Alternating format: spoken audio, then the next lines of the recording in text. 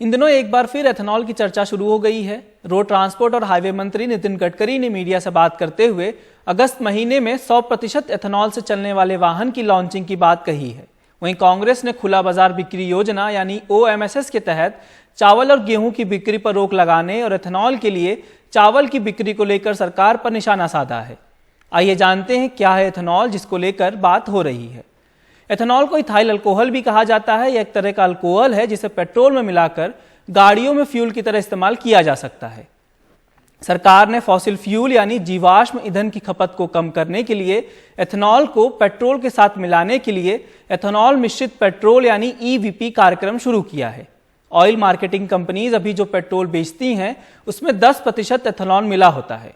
सरकार का लक्ष्य है कि साल 2025-26 तक इसे 10% से बढ़ाकर 20% कर दिया जाए।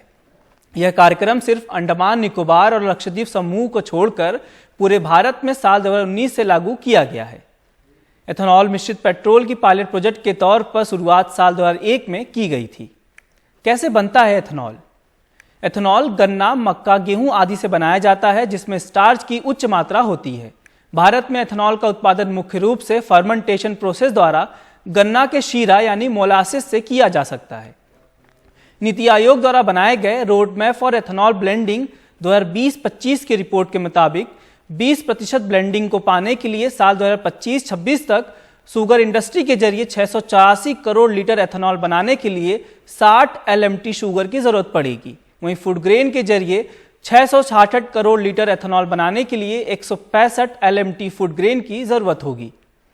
सरकार का दावा है कि एथेनॉल ब्लेंडिंग योजना से देश को सालाना 55,000 करोड़ रुपए की विदेशी मुद्रा की बचत होगी। वहीं किसानों की कुल सालाना आय में 45,000 करोड़ रुपए की बढ़ोतरी होगी।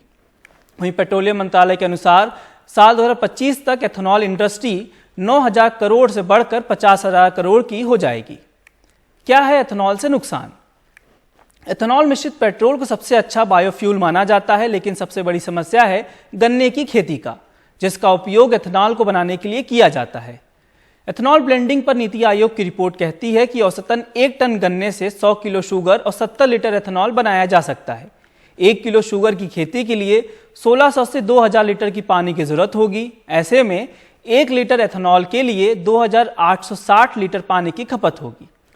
गन्ने को लेकर नीति आयोग की टास्क फोर्स ने सुझाव दिया कि गन्ने की कुछ खेती उन जगहों पर की जाए जहां कम पानी है ताकि वहां के किसानों को फायदा हो सके। एथेनॉल को लेकर दूसरी बड़ी समस्या अनाज के उत्पादन की है। अगर किसी साल खराब मौसम रहा तो फसल प्रभावित होगी। वहीं अगर पर्याप्त मात्रा में फसल नहीं हुई तो कैसे एथेनॉल उत्पादन के लिए गन्ने और अनाज को दिया जाएगा? क्या सभी गाड़ियों में एथेनॉल ब्लेंडिंग पेट्रोल का होगा उपयोग? एथेनॉल ब्लेंडिंग पेट्रोल को लेकर सवाल है कि जो गाड़ियां अभी मौजूदा समय में उपयोग हो रही हैं, क्या उसमें यह पेट्रोल डाला जा सकता है? तो इसका उत्तर है हाँ। भारत में साल 2008 के बाद बनी गाड़ियों में 10% एथेनॉल मिश्रित पेट्रोल का उपयोग किया जा सकता है।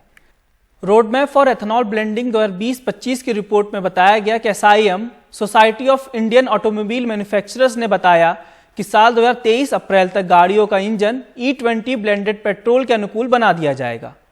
E20 ब्लेंडेड पेट्रोल के अनुकूल बनाई गई 4 चक्का गाड़ियों का दाम मौजूदा गाड़ियों से 3,000 से 5,000 तक महंगा होगा। वहीं 2 पहिया गाड़ियां 1,000 से 2,000 तक महंगी होंगी। पेट्रोलियम मंत्रालय के मुताबिक 1 crore litre ethanol blended petrol 20,000 tonne के बराबर कार्बन डाइऑक्साइड की उत्सर्जन को कम करेगा। ऑटोमोबाइल एक्सपर्ट टूटू धवन बताते हैं कि इलेक्ट्रॉनिक कंट्रोल मॉड्यूल ECM से सभी गाड़ियां E20 ब्लेंडेड पेट्रोल का उपयोग किया जा सकता है। ब्लेंडेड पेट्रोल से गाड़ियों के एवरेज में कोई खास बढ़ोतरी नहीं होगी और ना ही अभी पेट्रोल के दाम कम हो रहे हैं। इसका सबसे ज्यादा असर कार्बन उत्सर्जन को कम करने में होगा। पूरी दुनिया में एथेनॉल पेट्रोल का उत्पादन साल 2019 में औसतन 110 बिलियन लीटर पहुंच गया है। इसमें से 84% यानी कि करीब 92 बिलियन लीटर अमेरिका और ब्राजील ने बनाया है। उसके बाद यूरोपियन यूनियन, चीन, फिर भारत का नंबर आता है।